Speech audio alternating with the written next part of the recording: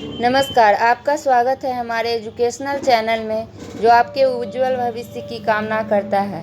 आज मैं आप सभी को भारतीय संविधान में लिखित मौलिक अधिकार एवं मौलिक कर्तव्य के बारे में संक्षिप्त टिप्पणी दूंगी। भारतीय संविधान के भाग 3 और अनुच्छेद 12 से 35 में समाविष्ट मौलिक अधिकार हमारे संविधान को विशिष्टता प्रदान करता है। ये अधिकार राष्ट्र के मौलिक विधि अर्थात संविधान द्वारा प्रदान किए गए हैं। मौलिक अधिकार न्याय योग्य होते हैं अर्थात देश का कानून इन अधिकारों की रक्षा करता है, जिसका उत्तरदायित्व न्यायपालिका पर होता है। हमारे संविधान ने हमें 6 प्रकार के मूल अधिकार प्रदान किए हैं, जिसका विवरण निम्न है। पहला, समानता का अधिकार, अनुच्छेद 14 से 18। इसके तहत 5 प्रकार के अधिकार हैं। अनुच्छेद 14, विधि के समक्ष समता एवं विधियों का समान संरक्षण। अनुच्छेद 15, धर्म, जाति, लिंग, जन्म स्थान के आधार पर नागरिकों के बीच किसी प्रकार के भेदभाव की मनाही। अनुच्छेद 16, लोक नियोजन में अवसर की समता। अनुच्छेद 17, अस्पृश्यता का अंत। अनुच्छेद 18, उपाधियों का अंत। समता संबंधी उपर्युक्त अधिकारों के बावजूद राज्य को महिलाओं, बच्चों, अनुसूचित जाति, जनजातियों एवं सामाजिक एवं आर्थिक रूप से पिछड़े वर्गों हेतु विशेष व्यवस्था करने का अधिकार है। दूसरा, स्वतंत्रता का अधिकार, अनुच्छेद 19 से 22। अनुच्छेद 19 के तहत 6 प्रकार की स्वतंत्रताएं दी गई हैं। भाषण एवं अभिव्यक्ति की स्वतंत्रता, शांतिपूर्ण एवं निरायुध सम्मेलन की स्वतंत्रता, समुदाय या संघ बनाने की स्वतंत्रता, संपूर्ण भारत में निर्बाध संचरण की स्वतंत्रता, भारत के किसी भी क्षेत्र में निवास करने या बस जाने की स्वतंत्रता, किसी भी प्रकार की वृत्ति, उपजीविका, व्यापार या कारोबार करने की स्वतंत्रता, सर्वोच्च न्यायालय के अनुसार जीवित रहने, मतदान करने या चुनाव लड़ने, प्रेस की स्वतंत्रता, सरकारी कर्मचारियों का नौकरी में बने रहने का अधिकार, हड़ताल करने का अधिकार, जानकारी पाने का अधिकार भी अनुच्छेद 19 में ही निहित है। अनुच्छेद 20, अपराधों के लिए दोष सिद्ध के संबंध में संरक्षण। अनुच्छेद 21, प्राण एवं दैहिक स्वतंत्रता का संरक्षण। अनुच्छेद 22, कुछ दशाओं में गिरफ्तारी तथा निरोध से संरक्षण। तीसरा, शोषण के विरुद्ध अधिकार, अनुच्छेद 23 से 24। अनुच्छेद 23, किसी व्यक्ति से बलपूर्वक काम लेने या बेगारी कराने पर रोक लगाता है। साथ ही यह मानव के क्रय विक्रय, बलात्, वेश्यावृत्ति का भी निषेध करता है। अनुच्छेद 24, बालकों के कारखानों आदि में नियोजन पर रोक लगाती है। चौथा, धार्मिक स्वतंत्रता का अधिकार, अनुच्छेद 25 से 28। अनुच्छेद 25, सभी व्यक्तियों को अंतःकरण की स्वतंत्रता तथा किसी धर्म को अबाध रूप से मानने, आचरण करने तथा प्रचार करने का बराबर हक।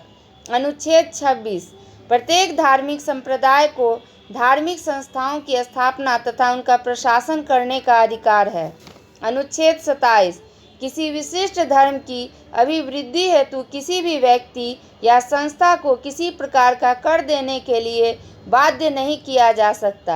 अनुच्छेद 28, राज्य निधि से पूर्णतः पोषित किसी शिक्षण संस्थान में धार्मिक शिक्षा नहीं दी जाएगी। पाँचवा, संस्कृति एवं शिक्षा संबंधी अधिकार, अनुच्छेद 29 से 30। अनुच्छेद 29, किसी भी भारतीय नागरिक को अपनी विशिष्ट भाषा या लिपि या संस्कृति बनाए रखने का अधिकार। किसी भी नागरिक को राज्य निधि से सहायता पाने वाली किसी शिक्षण संस्थान में प्रवेश से धर्म, जाति, प्रजाति, भाषा आदि आधारों पर वंचित नहीं किया जाएगा।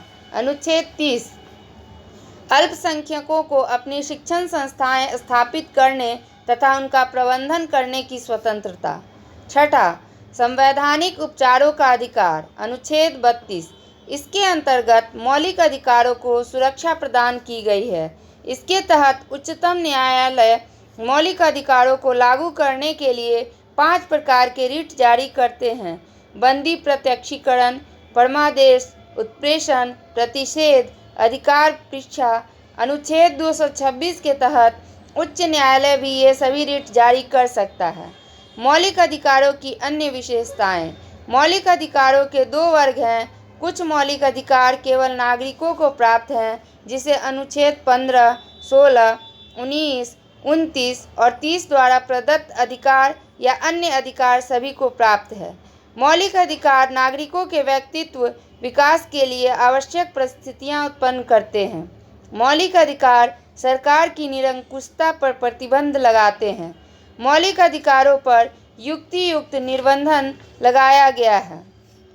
राष्ट्रहित को ध्यान में रखकर यथा आपातकाल में मौलिक अधिकारों का निलंबन किया जा सकता है, लेकिन अनुच्छेद 20 एवं 21 द्वारा प्रदत्त मौलिक अधिकार किसी भी स्थिति में स्थगित नहीं होते हैं।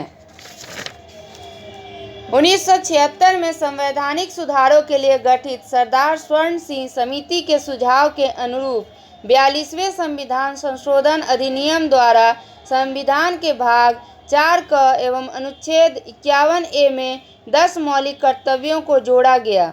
इसकी प्रेरणा सोवियत रूस के संविधान से मिली। वर्ष 2002 में 86वां संविधान संशोधन कर एक और कर्तव्य जोड़ा गया। फलतः वर्तमान में मौलिक कर्तव्यों की संख्या 11 हो गई हैं। मूल कर्तव्य। अनुच्छेद 51 क भारत के प्रत्येक नागरिक का यह कर्तव्य होगा कि वह संविधान का पालन करे और उसके आदर्शों, संस्थानों, राष्ट्रध्वज एवं राष्ट्रगान का आदर करे।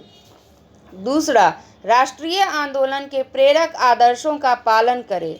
तीसरा, भारत की संप्रभुता, एकता एवं अखंडता की रक्षा करे एवं उसे अक्षुण्ण बनाए रखे।